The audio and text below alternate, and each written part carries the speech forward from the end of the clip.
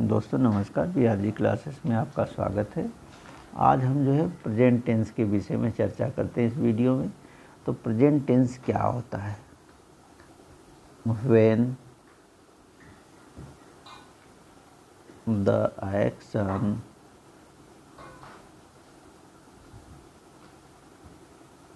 Denoted by a verb for present time is called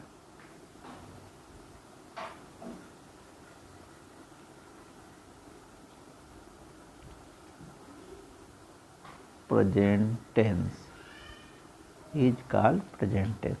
यानी कहने का मतलब कि व्हेन द एक्शन, जब कार्य डोनेटेड निर्देशित या संचालित बाय ए वर्ब, एक क्रिया के द्वारा, फॉर प्रेजेंट टाइम वर्तमान समय के लिए, इज कॉल्ड कहा जाता है प्रेजेंट टेंस वर्तमान काल। यानी जब किसी कार्य का संचालन या निर्देशन क्रिया के द्वारा वर्तमान समय या चलते हुए समय के लिए किया जाता है तो उसे हम प्रेजेंट टेंस कहते हैं।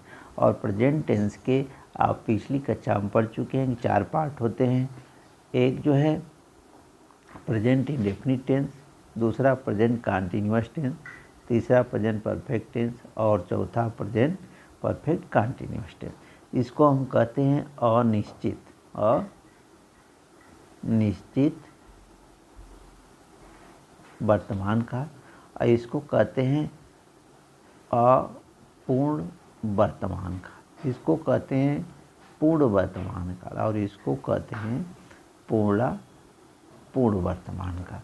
तो इस प्रकार से हमने जो है प्रेजेंट टेंस के चारों भागों का नाम देखा।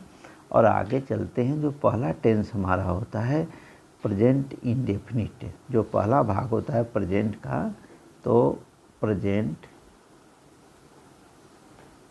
Indefinite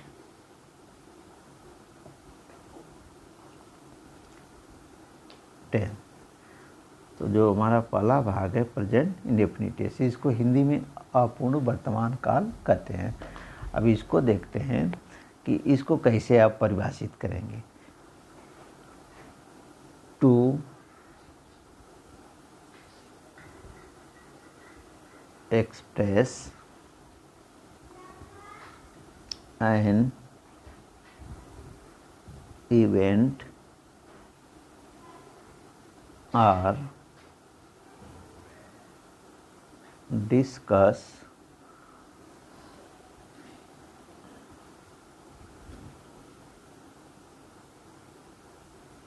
permanent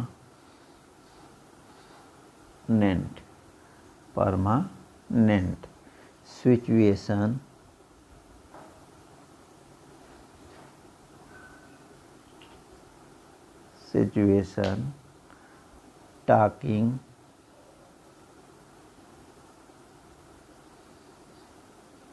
talking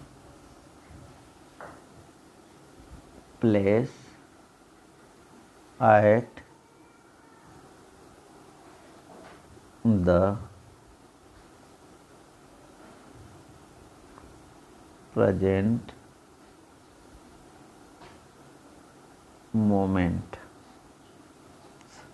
moments. कहने का मतलब प्रेजेंट इंडेफिनिट टेंस को हम परिभाषित कर सकते हैं या समझ सकते हैं कि टू एक्सप्रेस एन इवेंट या डिस्कस। जब हम किसी भी वर्तमान काल के किसी भी डिस्कस को, वार्तालाप को या इवेंट घटना को परमानेंट अस्थाई परिस्थितियों या घटनाओं के विषय में या वहाँ पर स्थान के विषय में या आवृत्ति के विषय में हम चर्चा करते हैं, बातें करते हैं, तो वही क्षण हमारा जो है, जो चर्चा करने का क्षण होता है, वही हमारा प्रेजेंट इंडेफिनिट टेंस होता है, जिसमें अनिश्चितता के भाव का बोध होता है।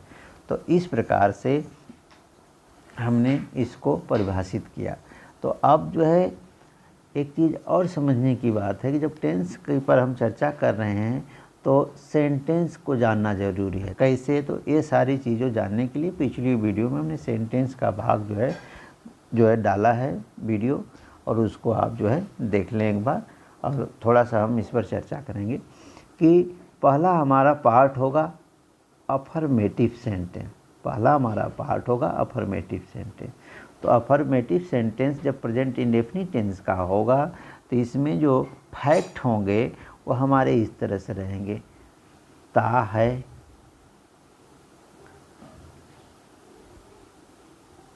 ती है,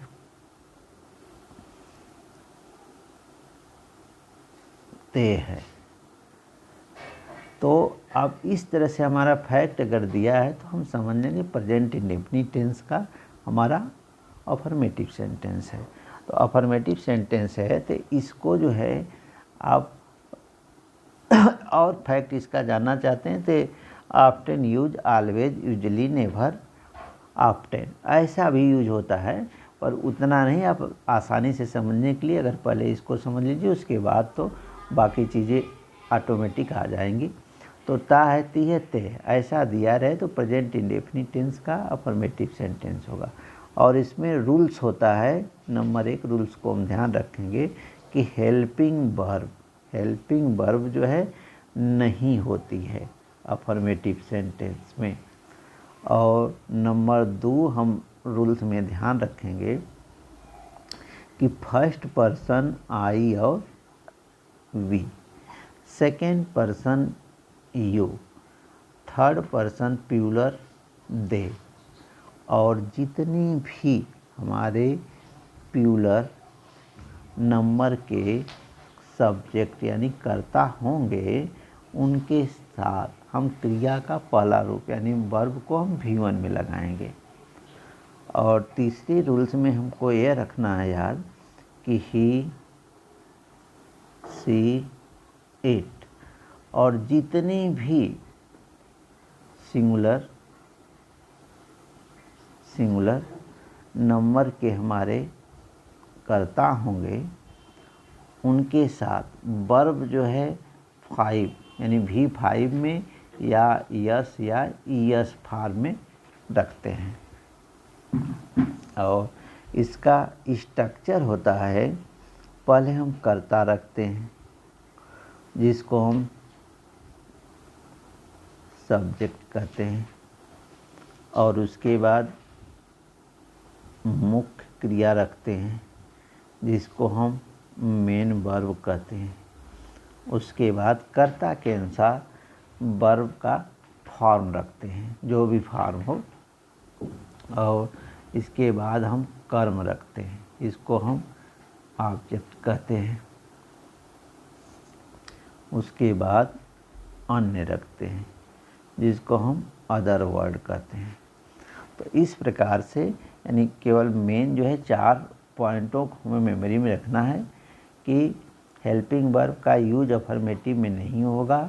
है, हो, हूँ जो आएगा उसकी भी अंग्रेजी नहीं लिखना है आपको, और बस इतने देखना है दूसरे रूल्स में कि आई, वी, यू, दे जितने प्लूरल हैं उनके साथ क्रिया का पहला रूप, और ही, सी, इट्स और जितने भी सिंगुलर हैं उनके साथ क्रिया में यस या ईएस का प्रयोग करेंगे या वर्ब का 5वां रूप। और इसका स्ट्रक्चर जो होता है बनाने का, पहले हम कर्ता रखते हैं यानी सब्जेक्ट, फिर उसके बाद मेन वर्ब यानी मुख्य क्रिया, उसके बाद ऑब्जेक्ट यानी कर्म रखते हैं, और अंत में जो कुछ बचा है अन्य में रख देते हैं। तो इस प्रकार से इस स्ट्रक्चर पर रख के हम अफर्मेटिव सेंटेंस को बहुत आसानी से प्रेजेंट इंडेफिनिट टेंस का बना सकते हैं। जैसे एग्जाम्पल के तौर पर, जैसे राम एक आम खाता है।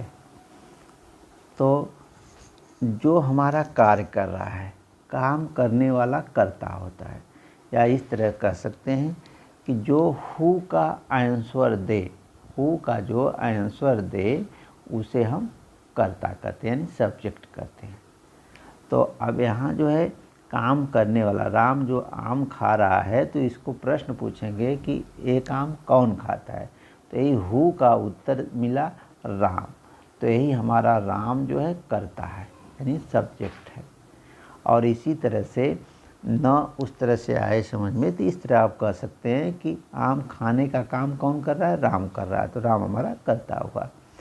अब क्या करता है, यानी व्हाट का जो आंसर दे उसे हम वर्ब कहेंगे। तो राम क्या करता है, खाता है। तो जो खाना जो है, खाने यानी खाता की बात आई, खाने की बात आई, तो यही हमारा वर्ब हो गया। और तीसरी पॉइंट ऑब्जेक्ट। तो ऑब्जेक्ट में किसे, यानी हुज का जो आंसर दे वह हमारा जो है कर्म होगा, यानी ऑब्जेक्ट होगा। तो राम जो है किसे खाता है, तो राम जो है आम को खाता है, तो यही मैंगो हमारा ऑब्जेक्ट हुआ। तो इस तरह से हम जो है बहुत आसानी से जो है समझ सकते हैं कि कौन सा करता है हमारा और कौन सी क्रिया है, उसके अकॉर्डिंग जो है हम बहुत आसानी से बना सकते हैं। तो अब देखिए, पहले स्ट्रक्चर हमको रखना है, तो पहले सब्जेक्ट रखेंगे, फिर उसके बाद वर्ब रखेंगे, फिर ऑब्जेक्ट रखेंगे, फिर अदर वर्ड। अब इसको आसानी से इस एग्जाम्पल को देख लीजिए, उसके बाद सारी चीज़ें बिल्कुल आसानी से होती रहेंगी। जैसे देखिए, हमारा राम काम करने वाला राम है, तो यही हमारा सब्जेक्ट हो गया। और एक क्या कर रहा है, खा रहा है, तो यही हमारी वर्ब हो गई। और किसे खा रहा है, आम को, ये हमारा ऑब्जेक्ट हो गया। तो इस तरह से इस स्ट्रक्चर पर हम रख के बनाएंगे। तो हमें पहले कर्ता रखना है, तो हमारा कर्ता यानी सब्जेक्ट हमारा क्या है, राम है, तो हमने पहले राम को रख लिया। अब वर्ब रखना है, तो अब यहाँ हम जानते हैं कि ईट मीन्स खाना होता है। अब देखिए, अगले रूल्स में जब देखेंगे तो यहाँ जो रूल्स में दिया गया है कि ही सी इट और सिंगुलर, ही सी इट और सिंगुलर के साथ V5 में वर्ब आ रही है। तो ईट का जो है हमारा V5 ईट्स हो जाएगा, या इसको ये भी कह सकते हैं कि जो है वर्ब को हम यस या ईएस फॉर्म में लगाते हैं। तो यहाँ वर्ब हो जाएगी ईट्स, जो हमारे मेन वर्ब हो गई ईट्स। अब फिर ऑब्जेक्ट रखना है, तो किसे खा रहा है, एक आम को, तो यही आम हमारा जो है ऑब्जेक्ट हो गया, ए मैंगो। और अन्य इस एग्जाम्पल में नहीं दिया तो इसको छोड़ देंगे और लास्ट में हम फुल स्टॉप का प्रयोग कर देंगे। इस प्रकार से हम बहुत आसानी से अफर्मेटिव सेंटेंस का जो है, या प्रेजेंट इंडेफिनिट या प्रेजेंट सिंपल का अफर्मेटिव सेंटेंस बहुत आसानी से बना सकते हैं। और इसका सेकेंड पार्ट होता है निगेटिव सेंटेंस।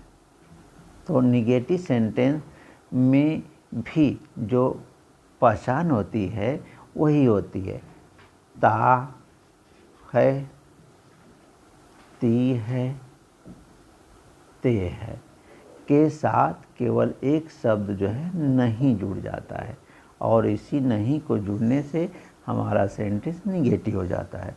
तो निगेटिव सेंटेंस के रूल्स पर ध्यान रखेंगे कि हेल्पिंग वर्ब जो है हमारी इस सेंटेंस में डू या डज लगती है। और दूसरी पॉइंट हमको मेमोरी में रखना है कि I we first person, second person you, third person का प्यूलर दे। और जितने भी प्यूलर यानी बहुवचन के कर्ता होंगे, या इनको सब्जेक्ट भी कह सकते हैं, प्यूलर के कर्ता या सब्जेक्ट होंगे, उनके साथ हेल्पिंग वर्ब डू का प्रयोग करते हैं। और तीसरी पॉइंट हमको मेमोरी में रखना है कि ही सी इट, और जितने भी सिंगुलर नंबर के कर्ता हैं उनके साथ हमको डज रखना है। और चौथी पॉइंट हमको मेमोरी में रखना है कि जो सेंटेंस में नहीं आता है, इस नहीं के लिए नॉट का प्रयोग करते हैं। और पांचवी पॉइंट मेमोरी में रख रहा है कि जो मेन वर्ब जो है आपको अफर्मेटिव सेंटेंस में V1 या V5 में होती थी, इसमें जो है केवल V1 में होगी, यानी फर्स्ट फॉर्म में, फर्स्ट फॉर्म में यानी पहले रूप में लगेगी। और इसका स्ट्रक्चर जो है इस प्रकार से होता है। पहले हम सब्जेक्ट को रखते हैं, फिर हेल्पिंग वर्ब रखते हैं सब्जेक्ट के अकॉर्डिंग, फिर मेन वर्ब रखते हैं और मेन वर्ब हमेशा V1 में होगी। उसके बाद ऑब्जेक्ट रखते हैं, उसके बाद अदर वर्ड रखते हैं। जैसे एग्जांपल ले सकते हैं कि राम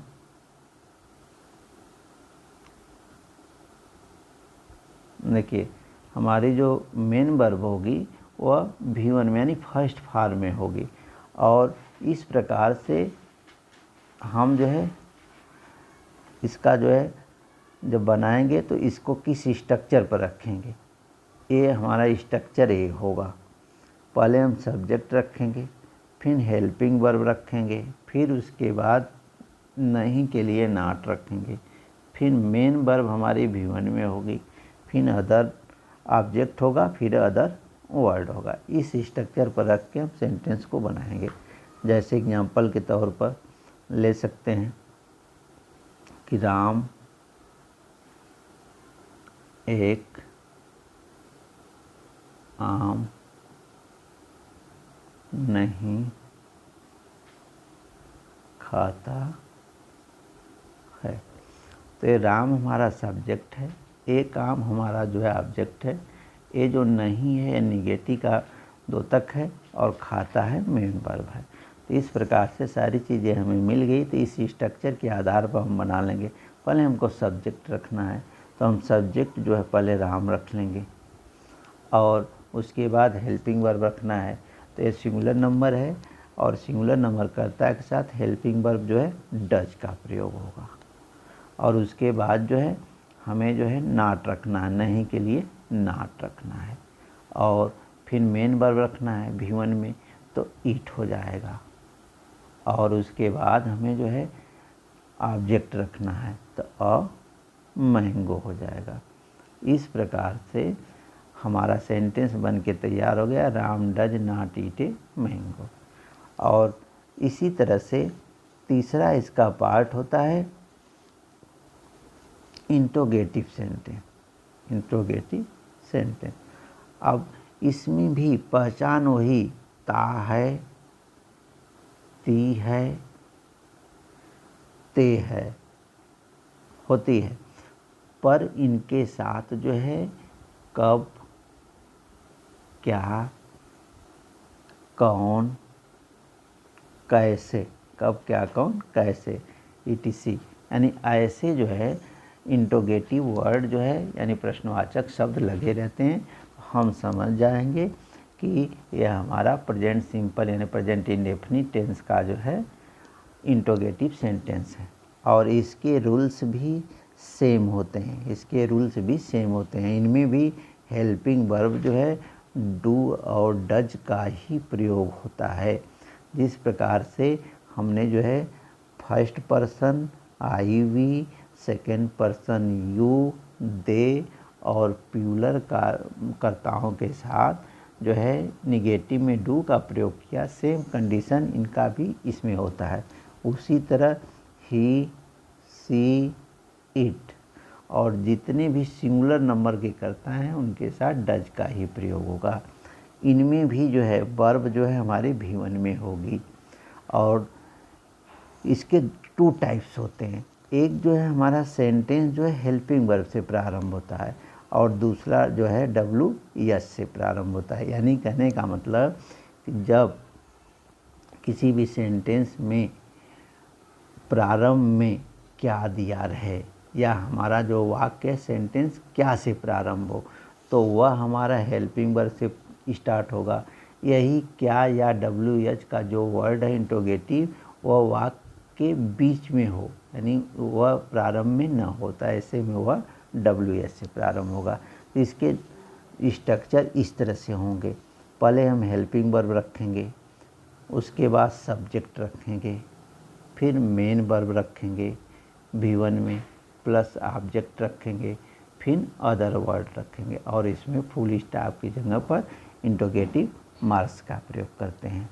तो अब जैसे एग्जांपल ले सकते हैं, क्या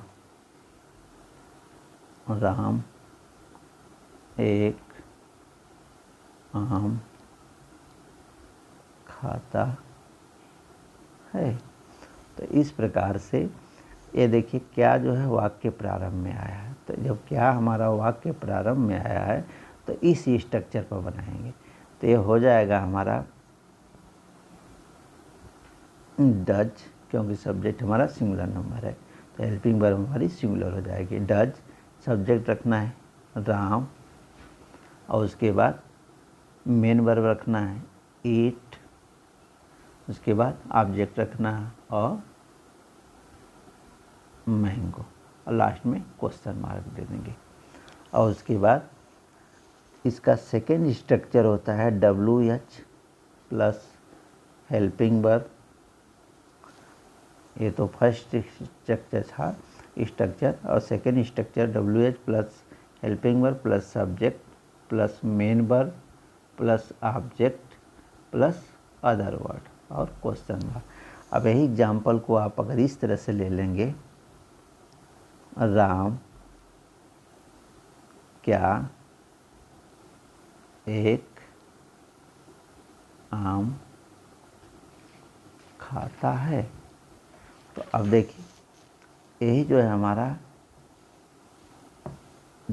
जो है सेंटेंस जो है WH का हो गया, क्योंकि ये जो क्या आया है हमारा सेंटेंस में ये मध्य में यानी बीच में, वाक्य के मध्य में आ गया, प्रारंभ में नहीं है। तो अब इसमें राम सब्जेक्ट है, ये WH है, ये ऑब्जेक्ट है, ये मेन वर्ब है। तो स्ट्रक्चर पर रख के बनाएंगे। तो पहले हम WH रखेंगे तो वाट, उसके बाद हेल्पिंग वर्ब राम के अकॉर्डिंग डज लगेगी, वाट डज। इन सब्जेक्ट रखेंगे राम, मेन वर्ब ईट, फिर ऑब्जेक्ट रखेंगे और मैंगो, और लास्ट में क्वेश्चन मार्क दे देंगे। इस तरह से हम जो है हेल्पिंग वर्ब और WH का जो है मतलब इंट्रोगेटिव सेंटेंस बना सकते हैं। अब एक पॉइंट और आपको मेमोरी में रखना है, तीसरी पॉइंट, कि यदि हेल्पिंग वर्ब वाले वाक्य में या WH वाले वाक्य में, किसी भी वाक्य में interrogative sentence plus negative sentence दोनों अगर साथ में दिया है, तो ऐसे स्थिति में सारे जो भी स्ट्रक्चर हैं, सारे रूल्स हैं, सब वही फॉलो होंगे। केवल सब्जेक्ट के तुरंत बाद हम जो है उस नेगेटिव सेंटेंस के लिए यानी नेगेटिव नॉट के लिए जो है हम नहीं के लिए नॉट का प्रयोग कर देते हैं। जैसे इसी एग्जाम्पल में ले लीजिए, what does Ram not eat और मैंगो, क्वेश्चन मार्क। अब देखिए यही सब्जेक्ट है, इसी सब्जेक्ट के बाद हमने नॉट लगा दिया। तो यही हमारा जो है इंट्रोगेटिव और नेगेटिव दोनों साथ में हो गया। अब क्या जो प्रारंभ में होता है हेल्पिंग वर्ब से, तो ये वाट हट जाता और ये डज हो जाता, तो डज राम नॉट ईटे मैंगो, यानी दोनों में कुछ आपको अंतर नहीं देखना, सारे रूल्स वही फॉलो होंगे। केवल निगेटिव सेंटेंस होने पर इंट्रोगेटिव के साथ जो है सब्जेक्ट के बाद नॉट लगा देते हैं। इस प्रकार से प्रेजेंट इंडेफिनिट टेंस या प्रेजेंट सिंपल टेंस सेंटेंस को हमने देखा, और अगली वीडियो जो है इसके बाद कंटिन्यूअस की चलेगी। So thanks for watching.